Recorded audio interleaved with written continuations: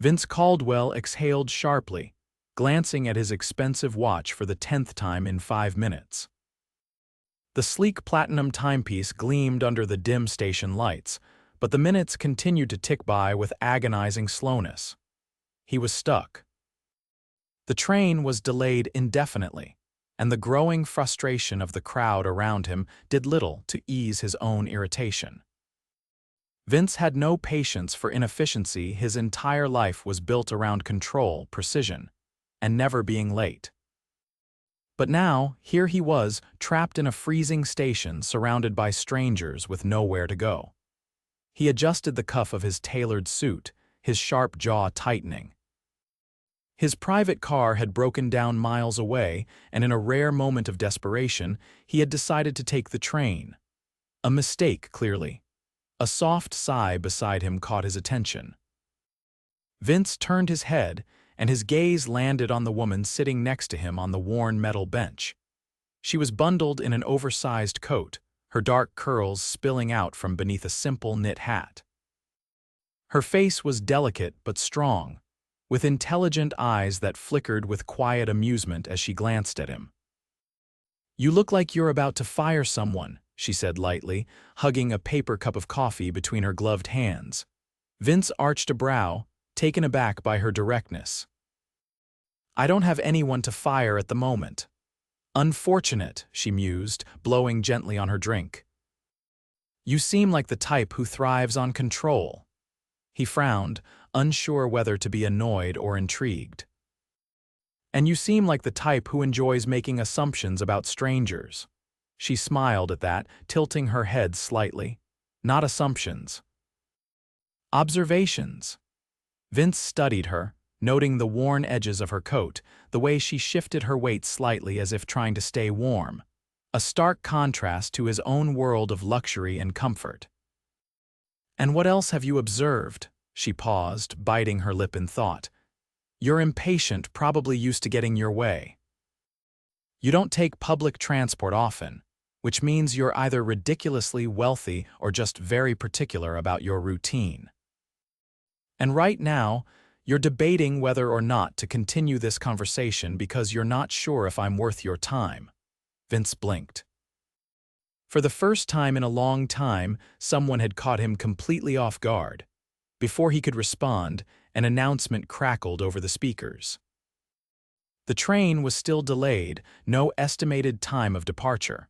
A collective groan rippled through the station. The woman sighed dramatically. "Well, that's just perfect." She tucked her hands into her sleeves, shivering slightly. Vince hesitated for a beat before shrugging off his coat and draping it over her shoulders. She looked up at him, startled. "What are you doing?" "You're cold," he said simply. She stared at him as if trying to decipher his motives. Then a small smile tugged at her lips. "That's unexpectedly nice." "I can be nice," he said dryly. "I'm sure," she teased, pulling the coat tighter around her. "But I didn't peg you as the type to offer up your $1,000 coat to a stranger," he smirked. "You make a lot of assumptions." "Observations," she corrected again, grinning. "I'm Fallon, by the way." "Vince," she arched a brow, "just Vince."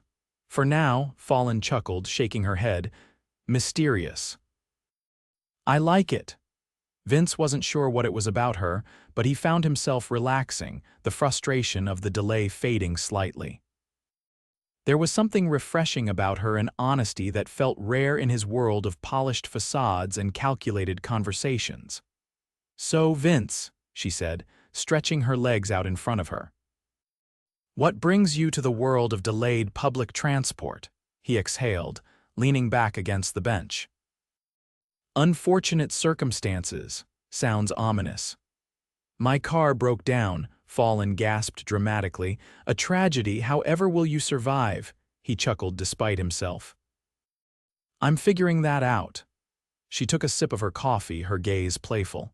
"Well, if you need survival tips, I've got plenty. I take the train every day. Though I have to say, I've never had the pleasure of sitting next to someone quite as composed as you." "Composed," she gestured at him. You look like you belong in a high-rise office, making million-dollar deals, not sitting on a grimy bench waiting for a delayed train. Vince didn't confirm or deny it. Instead, he studied her curiosity growing. "And what do you do, Fallon?" "Right now, freezing," she sighed. "But usually I work at a small publishing house." Nothing glamorous, but I love it. There was something in the way she said it, an unfiltered passion. Vince didn't know many people who actually loved what they did. Most people in his world chased success, power, and wealth. But Fallon, she spoke as if joy itself was the goal. The conversation flowed easily after that. They talked about everything and nothing: her favorite books, his least favorite business meetings, their vastly different routines. And for the first time in a long time, Vince forgot about work, deadlines, and responsibilities. Something about Fallon made him feel different, lighter. Another announcement came over the speakers finally. The train was arriving. Fallon stretched, standing up. "Well, Vince, it's been fun. But it looks like our time as stranded strangers is coming to an end." Vince hesitated. He didn't want it to end. As the train pulled in, Fallon turned to him with a smile. "Thanks for the coat. And for the surprisingly good conversation." Vince made a split-second decision. "Have dinner with me," she blinked. "What dinner?" "Tomorrow night." Fallon studied him as if weighing her options. Then, to his relief, she grinned. "All right. But only if you promise not to fire anyone at the restaurant if the service is slow." He chuckled. "No promises." As they boarded the train, Vince realized something strange. This delay, this inconvenience, might have been the best thing that had happened to him in a long time. And as Fallon sat beside him, still wrapped in his coat, he had a feeling his life was about to change in ways he never expected. Vince had faced boardrooms filled with ruthless executives, closed deals worth millions with a single handshake, and built an empire from the ground up. Yet, sitting at the corner table of an intimate restaurant tucked away from the city's bustling streets, he found himself experiencing something entirely foreign: anticipation. Fallon was late. Not significantly, but enough for him to check his watch twice before deliberately forcing himself to stop. He wasn't used to waiting. People adjusted their schedules for him, not the other way around. But Fallon wasn't like anyone he knew. The restaurant was warm, a stark contrast to the cold air outside. Low hanging lights cast a golden glow over polished wooden tables, and a quiet hum of conversation filled the space. It was far from the kind of places he usually frequented: no grand chandeliers, no hushed servers attending to every whim. But he had a feeling Fallon would prefer something like this. Just as he reached for his glass of whiskey, the door swung open and she stepped inside.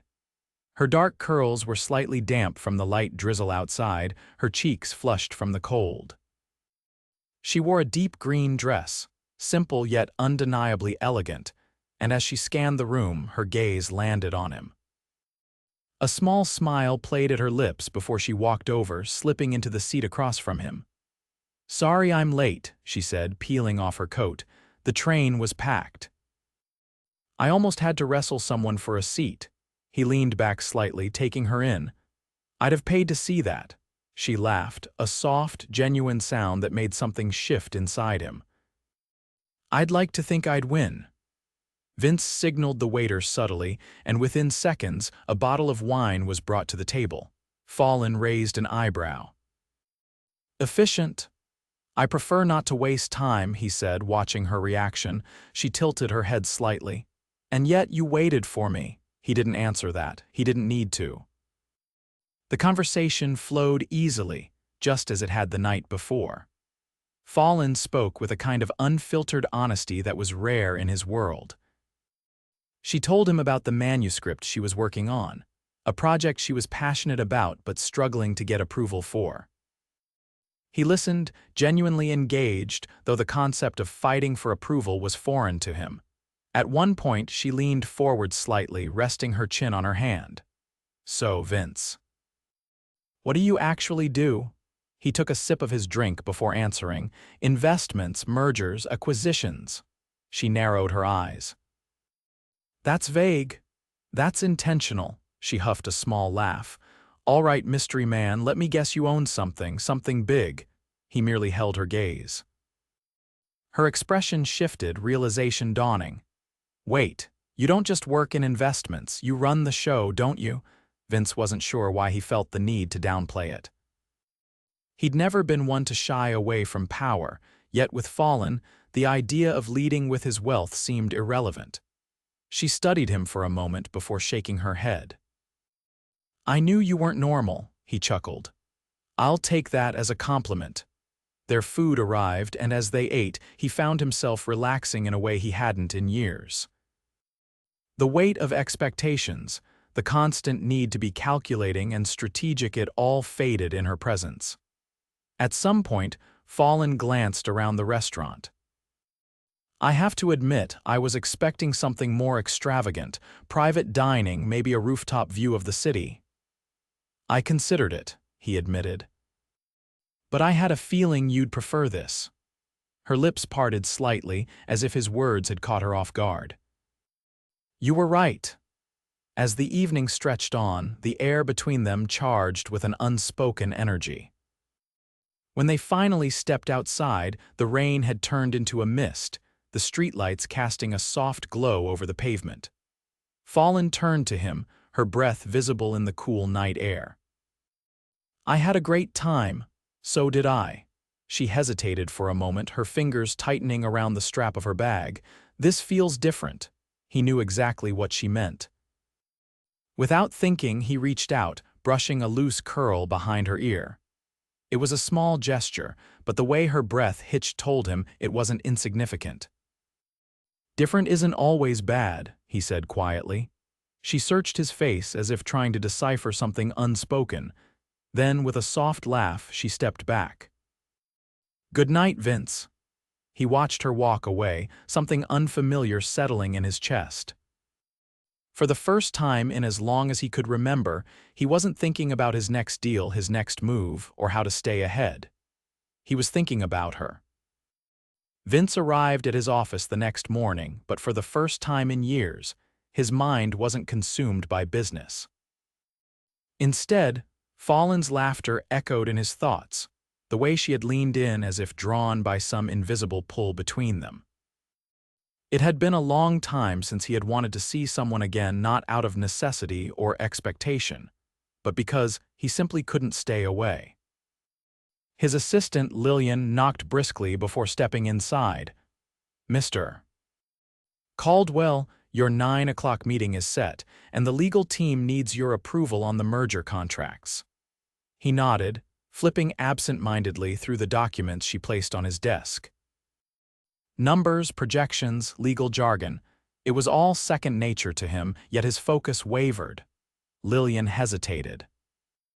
Everything all right, sir? Vince wasn't the kind of man who second-guessed his decisions, but he found himself hesitating before answering. Fine, he wasn't. Not in a bad way, but in a way that unsettled him. He had spent years cultivating control over every aspect of his life, yet one delayed train had introduced a variable he hadn't accounted for. By the time afternoon arrived, he had made up his mind. He stepped into his private car, giving his driver an address. The vehicle wove through the city, leaving the towering skyscrapers behind until it stopped in front of a modest brick building. A publishing house. Vince had always been strategic in his actions, but this wasn't about strategy. This was about Fallon. Inside, the space was lined with bookshelves overflowing with manuscripts, the scent of paper and ink filling the air. A receptionist glanced up, clearly startled by the sight of a man in an impeccably tailored suit standing in the middle of the small, cluttered office. I'm looking for Fallon, he said, his voice steady despite the unfamiliar territory. The woman blinked before pointing toward the back. She's in the editing room. He moved through the space, his presence commanding without effort. When he reached the open doorway, he found Fallon hunched over a desk, a red pen in hand, her attention completely absorbed in the pages before her. She didn't notice him at first, her lips pursed in thought as she made a few sharp marks on the paper. Then, sensing someone nearby, she glanced up. Surprise flickered across her face before it shifted into something softer. "Vince." "Hello, Fallon." She set the pen down, leaning back in her chair as she studied him. "I have to admit, I didn't expect to see you here." "I wanted to see you," he admitted, unwilling to play games. A slow, curious expression crossed her features. "You tracked me down. I don't waste time." She laughed under her breath, shaking her head. "You really don't," he glanced around. "So this is your world." She followed his gaze, her expression thoughtful. "It is."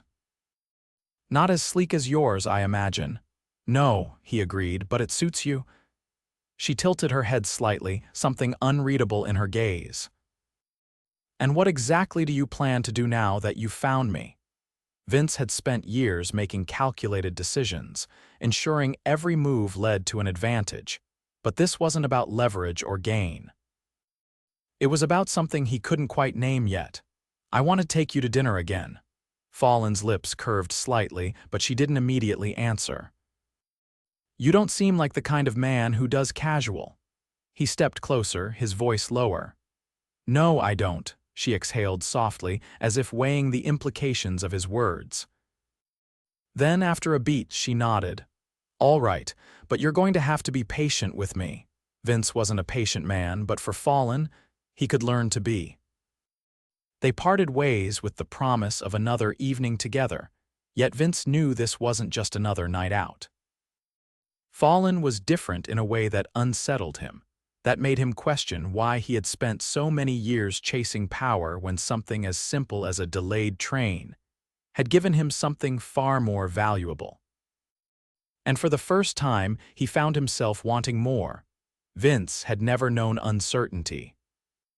His life had been a series of calculated steps, each move precise, each decision leading him toward power and success. But Fallon had introduced something foreign into his world, something unpredictable, something reckless in its simplicity. They had been seeing each other for weeks now, and yet, every time he was near her, he felt like he was stepping into unknown territory. It wasn't just the way she looked at him, like she saw beyond the polished exterior, beyond the wealth and power, straight into the man he wasn't sure he even recognized. It was the way she made him feel like nothing else mattered. Tonight, he had planned something different. Fallon was used to cozy spaces, to simple joys. But Vince wanted to show her his world, not because he wanted to impress her, but because he wanted her to know that he wanted to share everything with her. The exclusive gala was being held in a towering glass building overlooking the city. The invitation had been extended to him weeks ago, another high-profile event filled with CEOs, investors, and society's elite. It wasn't the kind of place Fallon usually found herself in, but he wanted her there anyway. When he arrived at her apartment, he didn't wait in the car. Instead, he stepped out, adjusting the cuffs of his suit as he rang the doorbell. The door swung open, and Fallon stood there, her expression shifting from surprise to something warmer. She was dressed in an elegant midnight blue gown, the fabric hugging her frame before flowing down in soft waves. Her hair was swept to one side, revealing the delicate curve of her neck. Vince had seen beauty before, but nothing had ever made him stop breathing like this. She studied him, amusement flickering in her eyes. "You're staring." He stepped forward, his voice lower than he intended. "I can't help it." She rolled her eyes playfully, but there was a softness in her gaze as she picked up her clutch. "Are you sure about this? I don't exactly fit in with your world." Vince didn't answer right away. Instead, he reached for her hand, his fingers threading through hers as he led her toward the waiting car. "You belong anywhere I am." The gala was already in full swing by the time they arrived. Crystal chandeliers cast a golden glow over the room, the sound of laughter and conversation blending with the soft hum of a string quartet. Waiters moved effortlessly between guests, carrying trays of champagne, while some of the most powerful people in the city mingled in tailored suits and designer gowns. Fallon hesitated at the entrance, her fingers tightening slightly around his. Vince turned to her, his voice steady. "If you want to leave, just say the word," she exhaled, glancing around before meeting his gaze. "No, I want to be here with you." That was all he needed to hear. As they moved through the crowd, heads turned. Vince Caldwell was known, respected, and feared in equal measure. But tonight, the attention wasn't on just him, it was on the woman beside him. A few familiar faces approached, exchanging pleasantries, but Vince barely paid attention. His focus remained on Fallon, on the way she carried herself, the way she met every curious glance with quiet confidence.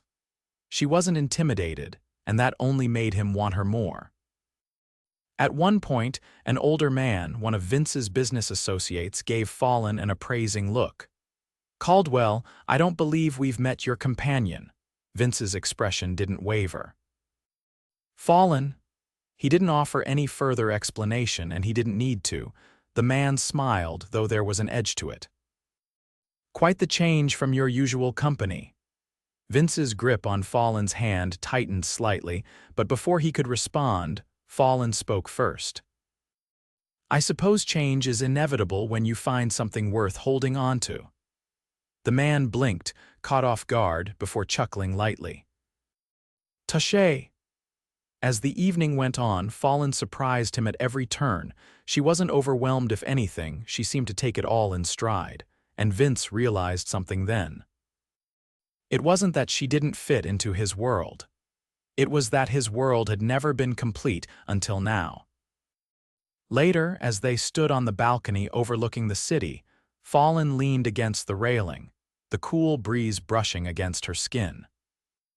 Vince stepped behind her, his hands resting on either side of hers. She glanced at him, her voice quieter now. "You know, when I first met you, I thought you were just another businessman too busy for real things. And now," she turned fully toward him, her gaze searching his. "Now I know that you're more than that. That underneath all of this, the power, the control, you're just a man who's been waiting for something real." Vince didn't hesitate. He reached for her, his fingers tilting her chin up before he kissed her. It wasn't rushed or calculated. It was deliberate, consuming, the kind of kiss that left no room for doubt. When he pulled away, his voice was steady. "I don't want to wait anymore." Fallon's breath was uneven, her fingers curling into the fabric of his suit. "Then don't." And just like that, Vince Caldwell, a man who had spent his entire life controlling every outcome, finally surrendered to the one thing he could never have planned for: her. Vince had never been a man to second-guess himself. But as he stood at the floor-to-ceiling windows of his penthouse, looking out over the city that had once felt like his entire world, he found himself questioning everything. Not his business, not his success, but the way he had lived before Fallon. She had shifted something inside of him, something he hadn't even realized was rigid until she came along and softened it. He had spent years building an empire, ensuring nothing and no one could shake his foundation. And yet, Fallon had done just that with nothing more than her presence. He wasn't used to this. To wanting something that had nothing to do with control, strategy, or outcome. Fallon wasn't a business deal to close. She was a risk, and for the first time in his life, he was willing to take one. A knock at the door broke his thoughts. He turned, adjusting his cuff as he crossed the room. When he opened the door, Fallon stood there, her expression unreadable. She stepped inside, glancing around at the sleek, modern space that overlooked the cityscape. It was the first time she had been in his home, and he suddenly saw it through her eyes, sterile, too perfect, lacking warmth. She turned to face him, her hands clasped together. "I needed to see you." Vince took a step closer, sensing the weight behind her words. "What's wrong?" She hesitated, and for the first time since he had met her, she looked uncertain. Us. It's happening so fast, he exhaled, nodding. I know. I wasn't looking for this, she admitted. I wasn't expecting you. Vince reached for her hand, lacing his fingers with hers. Neither was I. She studied him, as if searching for something in his face. But you're sure? There was no hesitation in his answer. More than I've ever been about anything. Fallon's expression softened, but there was still something guarded in her eyes. I don't belong in your world, Vince. He tightened his grip on her hand, unwilling to let her drift away. Then I'll change the world to fit you. She let out a breath, shaking her head with a half laugh. You can't just change everything for me. I can, he said simply. And I will. She looked up at him, something unreadable in her gaze. Then, after a long moment, she exhaled. I don't need you to change your world. I just need to know that I have a place in it. Vince cupped her face, his thumb brushing over her cheek. You do. And as he kissed her, he knew without a doubt that this was the only thing that had ever truly mattered.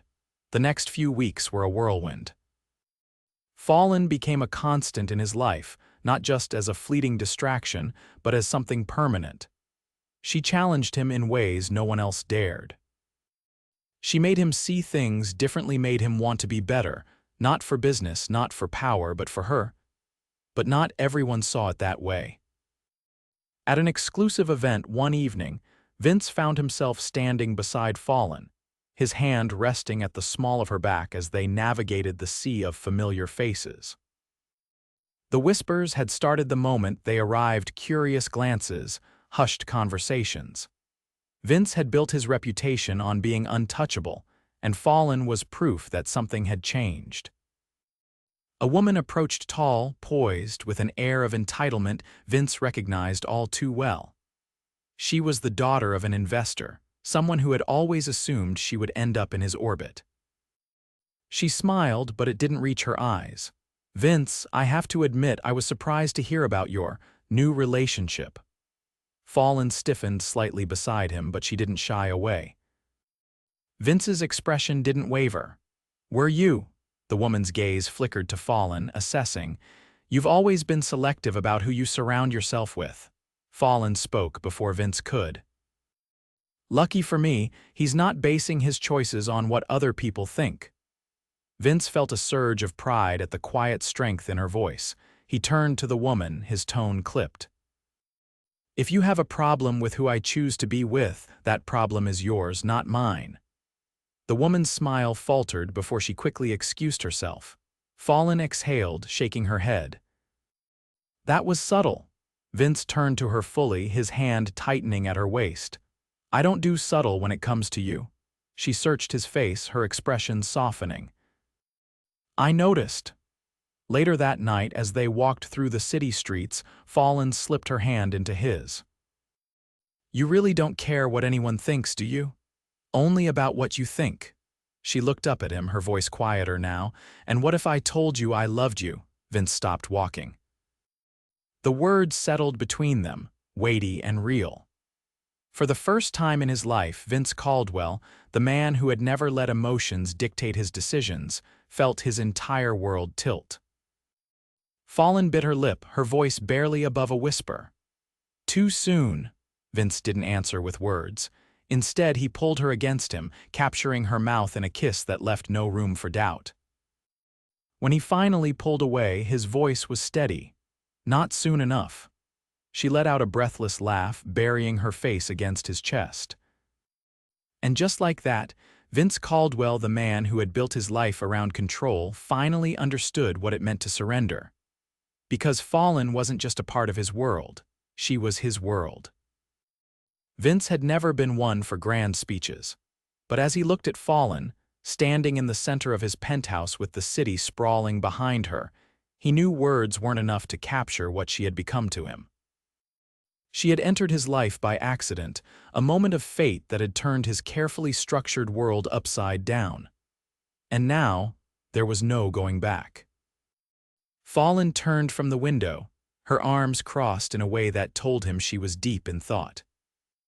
He had learned to read her in ways he never thought possible, recognizing the subtle shifts in her expressions, the way she chewed her lip when she was holding something back. He walked toward her, his movements deliberate. "You're thinking about something?" She let out a soft breath, tilting her head slightly. "I'm thinking about how all of this still feels surreal sometimes. You, this place, us." He reached out, running a finger along the curve of her jaw. And she met his gaze, something raw and unfiltered in her expression. "And I don't want to lose it." Vince didn't hesitate. "You won't." Fallon exhaled, her hands coming to rest against his chest. "I've never been in something like this before. Neither have I." She let out a small laugh, shaking her head. "Hard to believe." Vince took her hand, pressing it against the steady beat of his heart. "Every other relationship I've had was built on convenience or expectation. Nothing ever felt like this." Fallon studied him for a long moment before nodding as if accepting something she had been afraid to believe. "Okay." That one word settled something in him. Days passed, and their lives wove together in ways that felt impossible to untangle. Fallon still worked at the publishing house despite Vince's insistence that she didn't need to. She refused to let him change her world entirely, and he admired that about her. One evening, as they sat in his penthouse, Fallon curled up beside him on the couch, flipping through a book while he reviewed a business proposal. It was quiet, comfortable, and for the first time in his life, Vince understood the appeal of simply being rather than constantly chasing the next deal. "You're staring again," Fallon murmured without looking up. He didn't deny it. "I like looking at you." She closed her book, turning toward him. "You know, you never told me how you got into all of this." "All of what?" "The empire building, the power, the control." Vince set down the papers in his hand, considering her question. "I grew up watching people with power make the rules. I decided early on that I would never live at the mercy of someone else's decisions." Fallon traced slow circles on his wrist. "And now that you have everything you wanted," he looked at her, his voice steady. "Turns out I was missing something important." She held his gaze, her voice quieter now.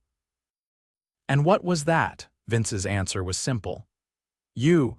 Fallon inhaled sharply, and for a moment she didn't say anything. Then she moved closer, pressing a lingering kiss to his lips. When she pulled back, her eyes were filled with something unguarded. "I love you," she whispered. Vince had spent years mastering negotiation, understanding power and controlling outcomes. But nothing had ever felt as significant as the certainty in her voice. He cupped her face, his thumb brushing against her cheek. "I love you too." There was no hesitation, no doubt, just truth. Months passed, and their lives continued to intertwine, making it impossible to imagine a time before Fallon. One evening, Vince arranged for them to have dinner at a private rooftop restaurant. The city glittered below them, the soft hum of a jazz band playing in the background. Fallon, dressed in a deep burgundy gown, looked effortlessly stunning as she took in the view. She turned to him, smiling. "This is beautiful." Vince took a deep breath. He had spent weeks planning this moment, ensuring everything was perfect. But now that it was here, none of the meticulous details mattered. Only Fallon did. He reached into his pocket, pulling out a small velvet box. When he opened it, the diamond caught the light, refracting 1,000 different colors. Fallon's breath hitched, her hand flying to her mouth. Vince took her hand, his voice unwavering. "Fallon, from the moment I met you, my life changed in ways I never expected. You challenge me, you make me better, and you remind me that there's more to life than power and control. I don't want to spend another day without knowing you're mine in every way. Marry me." Tears welled in her eyes, and for a moment she didn't speak. Then, with a soft, trembling laugh, she nodded. "Yes," she whispered. Vince slid the ring onto her finger, then pulled her into a kiss that felt like a promise, a future, a forever.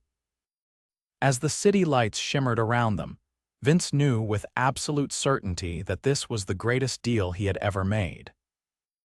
And for the first time in his life, he had everything he had ever wanted.